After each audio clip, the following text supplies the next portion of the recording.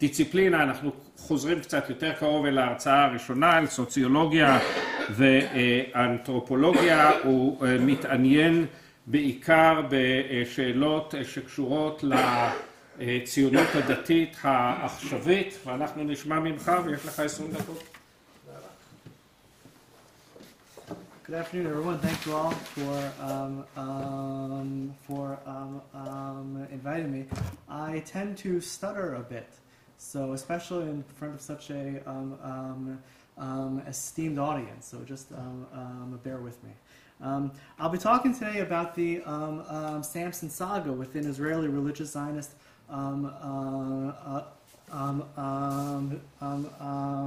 discourse. I bet if we were to get a BuzzFeed to do one of their annoying top 10 lists of the most powerful scenes within the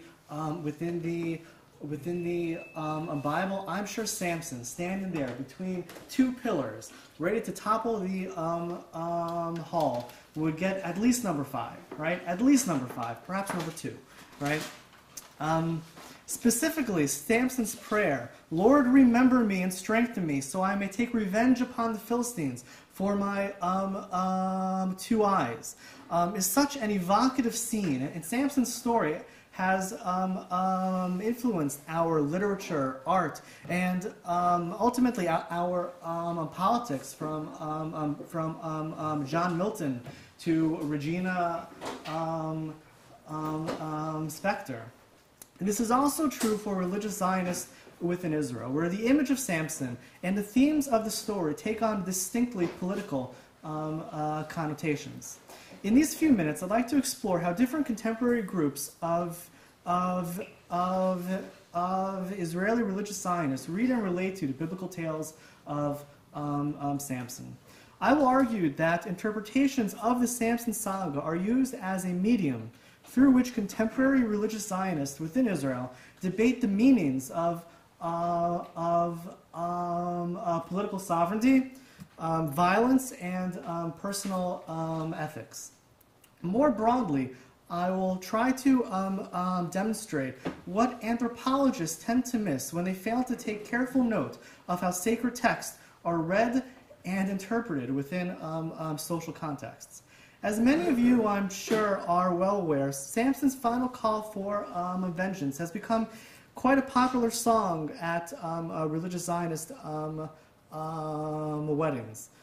Sometimes the song is sung innocuously. It's simply fun to dance to. Other times, however, the word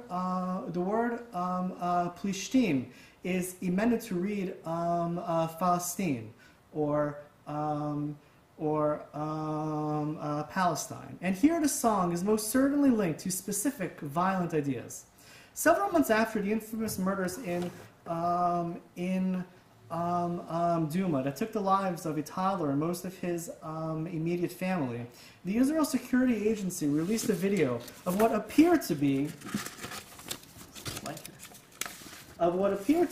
various Jewish youths dancing raucously with knives and military-issue rifles at a wedding in Jerusalem. One of the youths was stabbing an image of the murdered toddler. The murders and the subsequent video, this scene occurred to the background music of Samson's call for vengeance.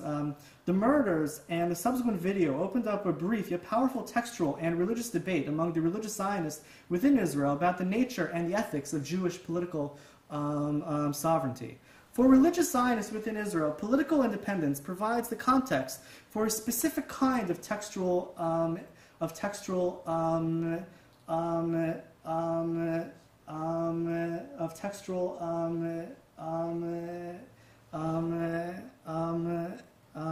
engagement.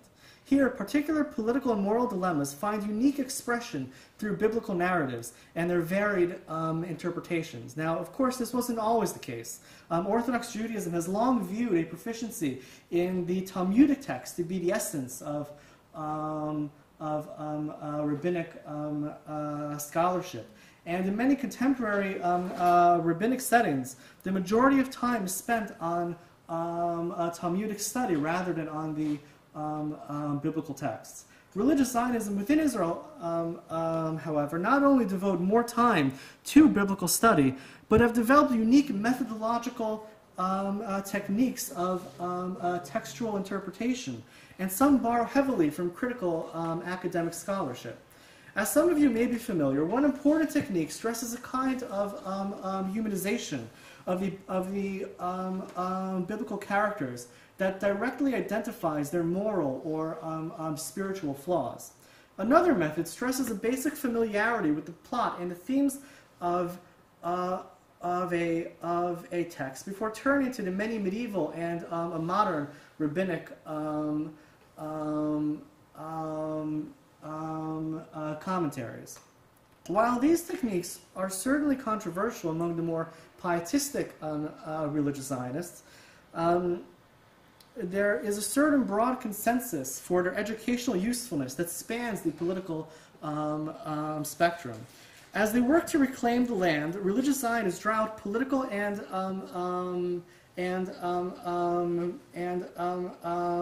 ethical values by highlighting the stark humanity of biblical heroes, to include both their heroism and their moral failings. Samson, the fallen hero who straddles the porous line between a renegade and a savior, embodies many of the political dilemmas and moral conflicts that have become such an important part of religious Zionist experiences within Israel. The majority of the book of Judges recounts the recurrent cycles of Israelite sin, divinely sanctioned foreign oppression, war, and redemption at the hands of heroic and usually flawed tribal chieftains. Samson is the last chieftain to emerge out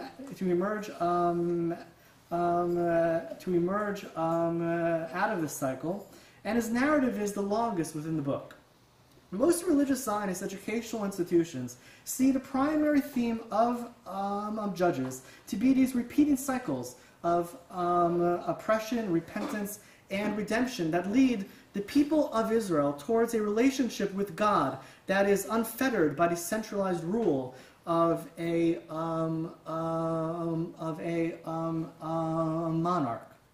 Alongside lessons of sin and repentance, echo within these texts deeper anxieties regarding both personal morality and the nature of Jewish political sovereignty. Most religious Zionists within Israel have traditionally ascribed a sacred status to the state and its bureaucratic structures. This kind of political and religious centralization has been heavily criticized by a number of religious Zionist rabbis, including, though not exclusively, those associated with the Hilltop Youth. For them, there is little inherent sanctity within the state apparatus, and they heavily critique its wide-ranging centralized authority. Chapters 13 to 16 of the Book of Judges have served as a focal point for this conflict. In what follows, I'd like to present how some relatively well-known public personalities within the broad religious Zionist community interpret the Samson Saga and draw political conclusions from those interpretations. One authority who acts as a role model for young religious Zionists on the far right, including those who we might identify as the Hilltop Youth, is Bentzi Gupstein. Gupstein is best known as being the current head of the anti-assimilation organization known as Lehava. In a video-recorded lecture given at the Ariel University seminary in Jerusalem, Gupstein used the Samson Saga as a model for how his acolytes ought to see themselves vis-a-vis Israeli society, the state, and the law in general. Gupstein began his lecture by claiming that the concept of revenge is missing from Israeli Jewish society, and that the story of Samson can teach this precise value. They, society, he claim Judaism is always against revenge. Even our people, right-wing Zionists, say that God metes out vengeance and not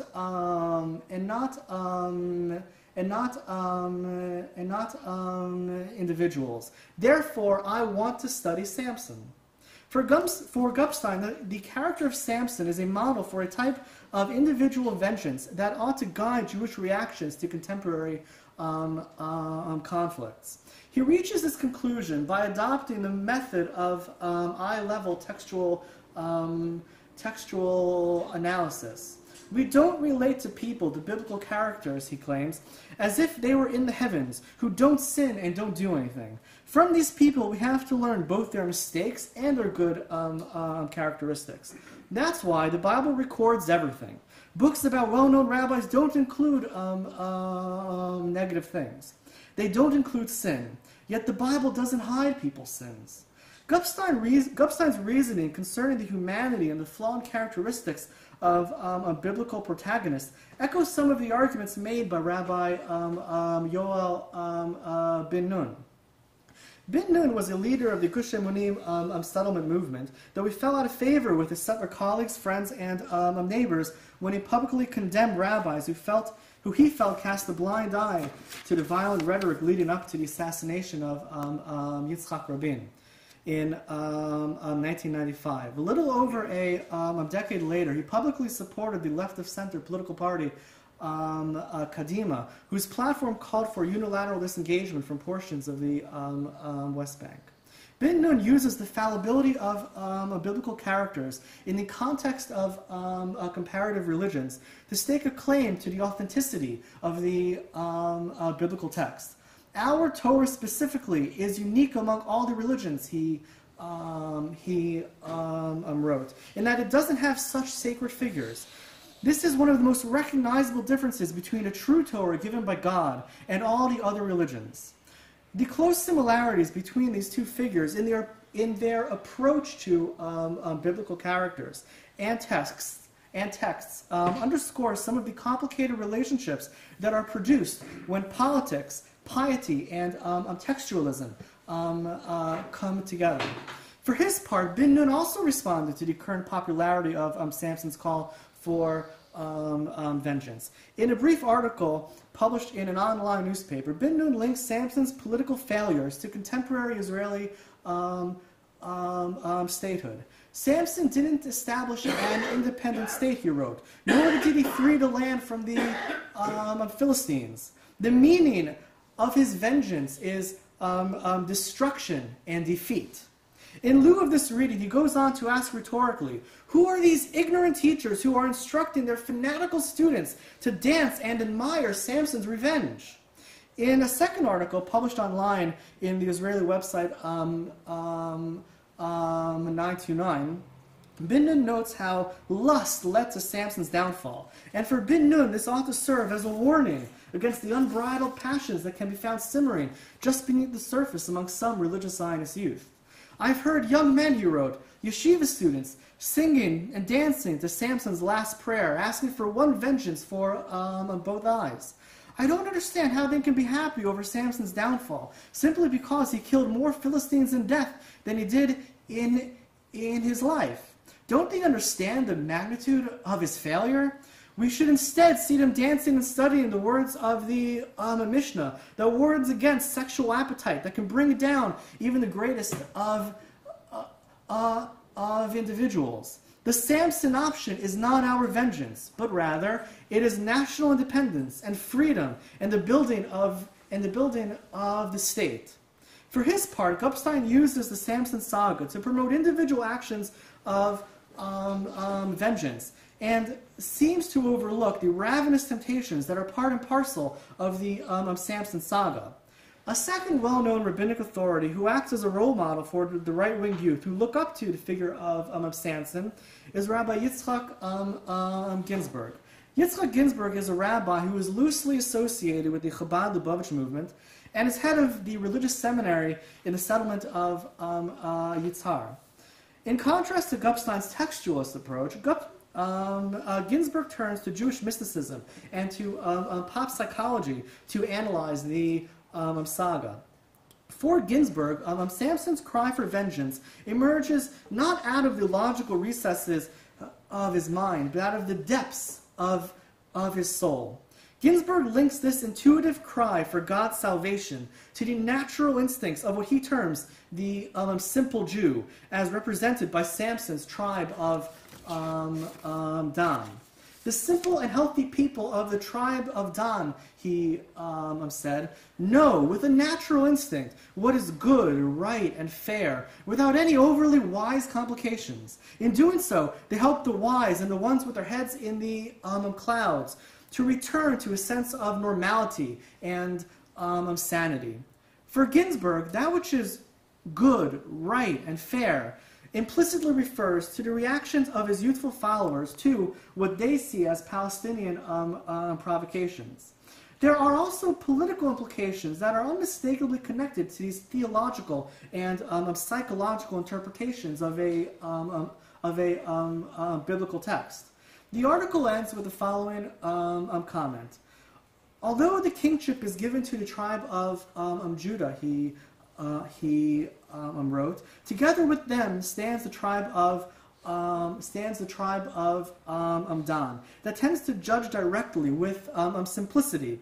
And indeed, it is written in the Zohar that the chief of staff of the Messiah's army will be from the tribe of Dan. Dan's firstborn's name was Chushim, related to the Hebrew word meaning to feel or to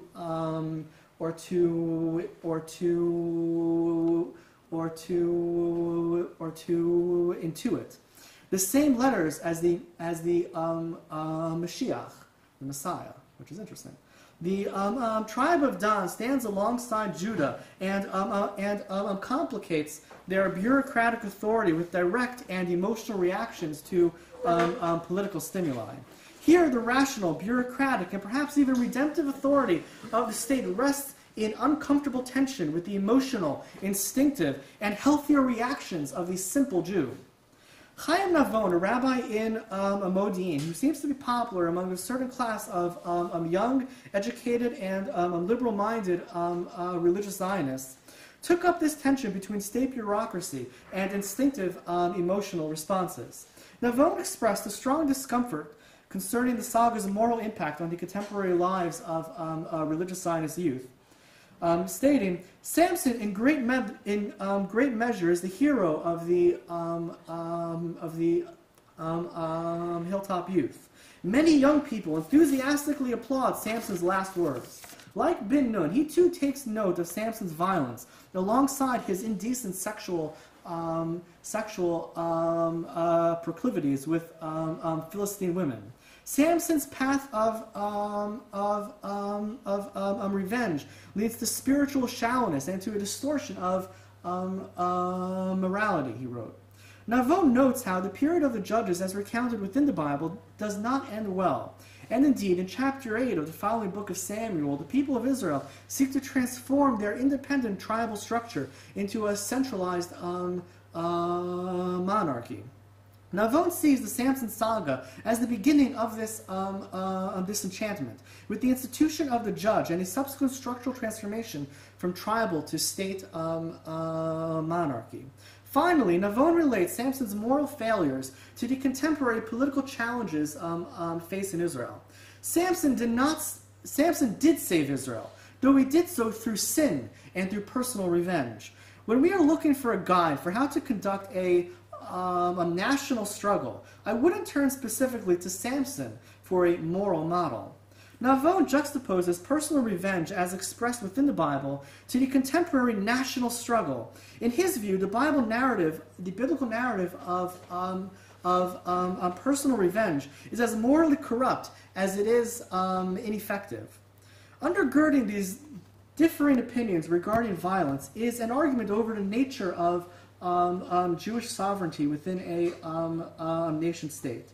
For some, it is Samson's cry for vengeance in his moment of ultimate despair that signals a turn towards a religious and political experience that is heavily centered on individual workings. Here, individual passions and desires serve as a locus for political activity and for religious experience. A centralized state authority can only interfere with an individual and perhaps almost intuitive connection to God and to his land. Others, however, turn to the same desperate cry for vengeance as a means of highlighting the role of state sovereignty within Israeli life and the sole authority of the state to exercise violence. The social life of the Samson Saga offers anthropologists a unique means of analyzing the ways in which moral and political differences are understood by different strands of religious nationalists. Yet, this diversity is often by anthropological and by lay observers who tend to separate local social practices from their broader textual or theological interpretive context. Anthropologists rarely take into account not only what people read, how they read it, but how those readings relate to competing political and social contexts.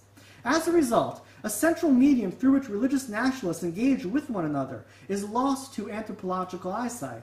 And so I would argue that it's extremely important for anthropologists to take into account how people read specific texts in specific contexts and how they argue over those specific texts.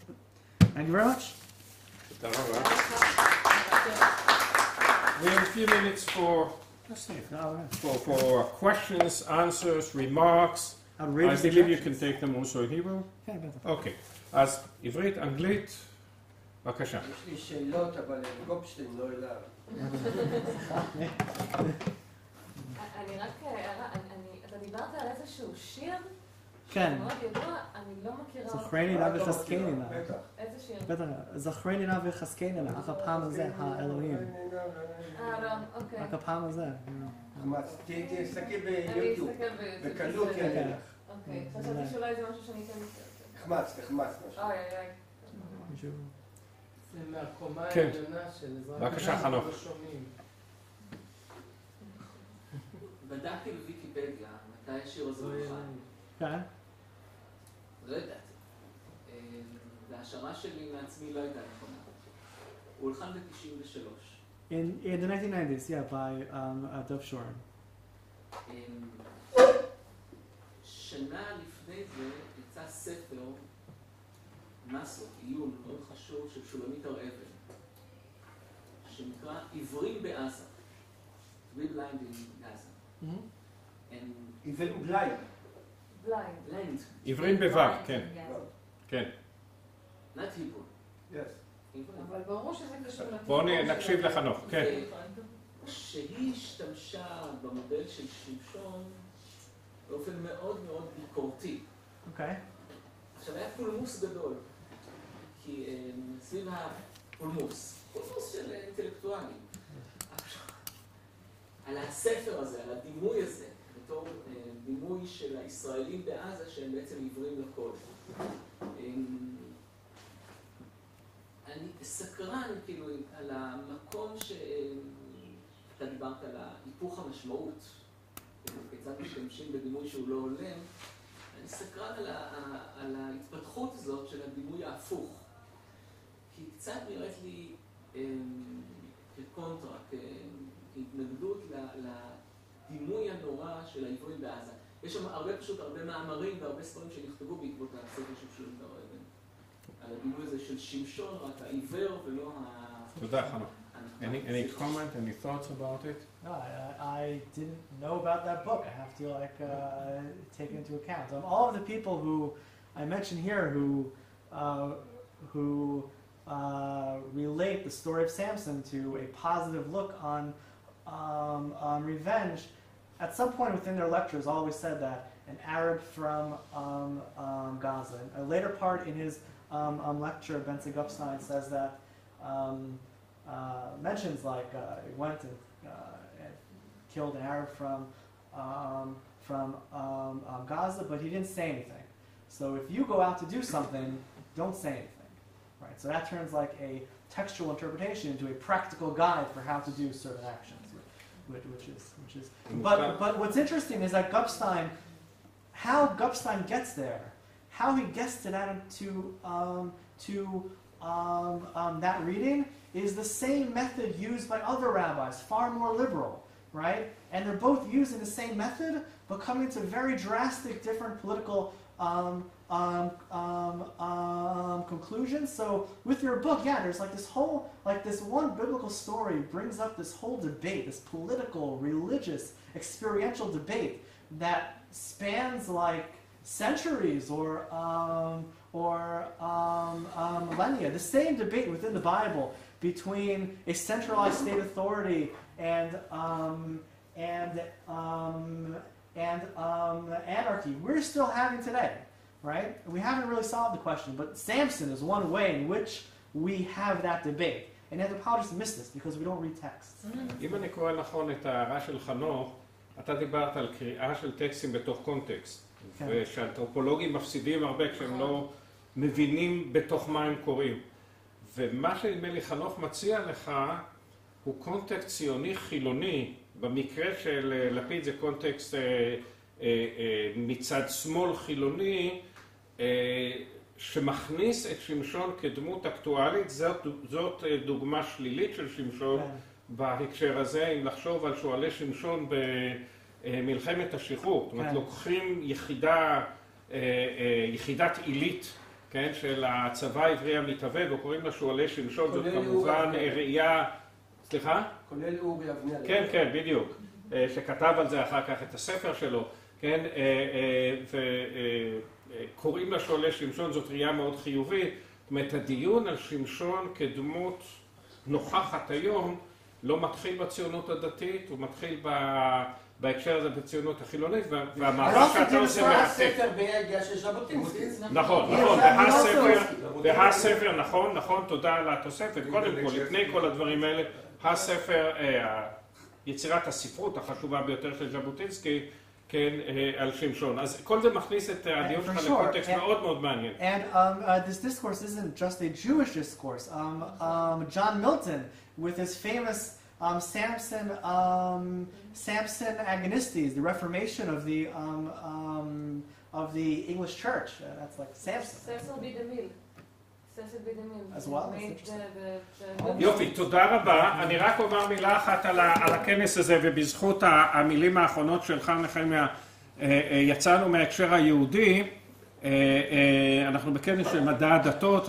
המושב הזה כביכול עסק בכמה עניינים פנים יהודיים, ויחד עם זה נדמה לי שמשלושה כיוונים בדקנו בצורה מאוד מאוד פרובוקטיבית לפעמים גבולות ומשמעות של תופעות דתיות. הדוגמאות היו דוגמאות מתוך החברה הישראלית בת ימינו.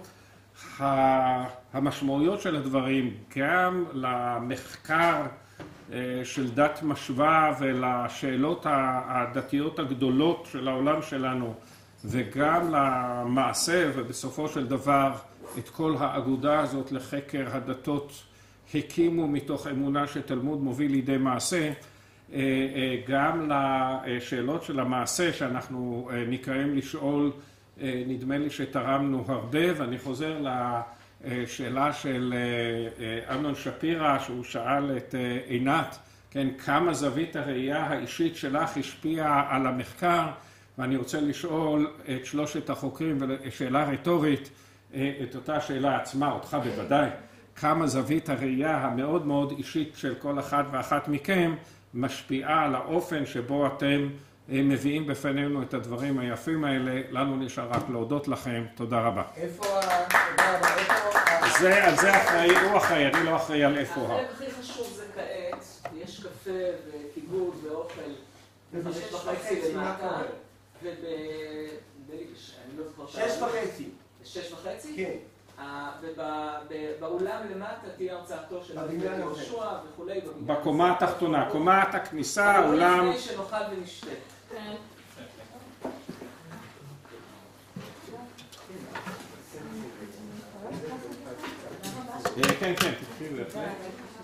כן, כן, זה עצמי מאוד מה שקורה.